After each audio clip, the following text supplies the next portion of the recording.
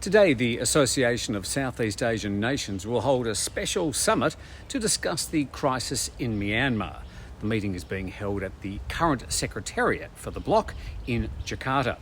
Now, without even attending or reading anything about the meeting currently underway, I can tell you precisely what's going to happen. And I don't even need a crystal ball.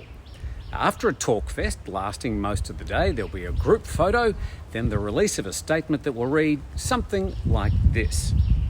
ASEAN condemns the current situation in Myanmar and calls on the military leadership to announce a cessation to all violence against its citizens. We also call upon the army leadership groups to release political prisoners, including the leaders of the elected government, deposed on February the 1st. Further, ASEAN calls for talks between the country's military and the elected government to begin in reasonable time and for the military to stand down and the elected government to resume its duties, or something along those lines.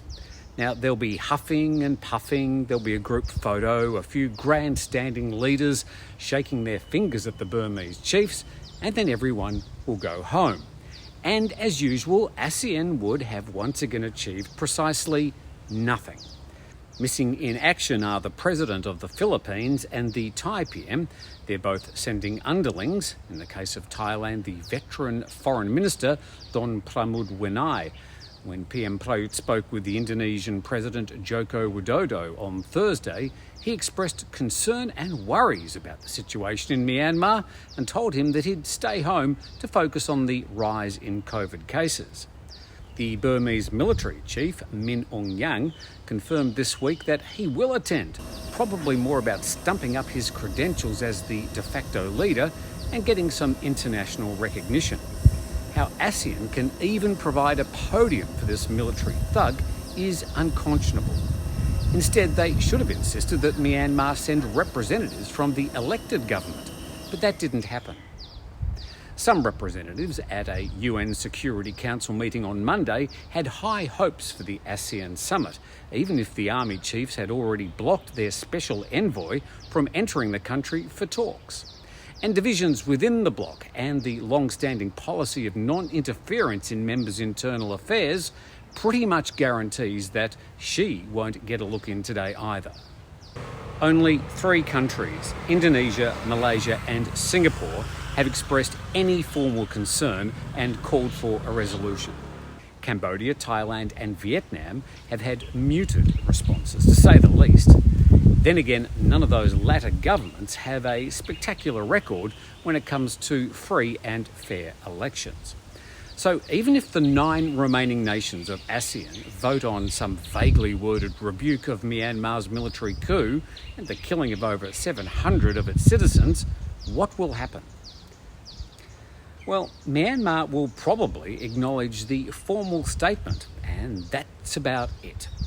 But even for the other 9 countries to agree on any form of stern warning directed at Myanmar's army chiefs is extremely doubtful. Today is a day when ASEAN could stand up and prove itself useful, but it won't. At a time Myanmar citizens and its elected politicians are needing someone on their side, they will instead get nothing but placating words and some carefully worded support. For Thailand, it's a critical problem, sharing some 2,500 kilometres of land border with Myanmar and up to 1 million of its citizens working in the country, some legal, many not. As Burmese flee across the borders to Thailand, the only consideration that's been shown is a polite direction to turn around and go back, or the chance to end up in one of the bleak refugee camps being established along the border. So the Burmese will be left to solve this mess mostly on their own, with international voices being few and far between. The prospect of a long and bloody civil war seems guaranteed, and anything worked out in Jakarta today will do little to bolster this bleak outlook.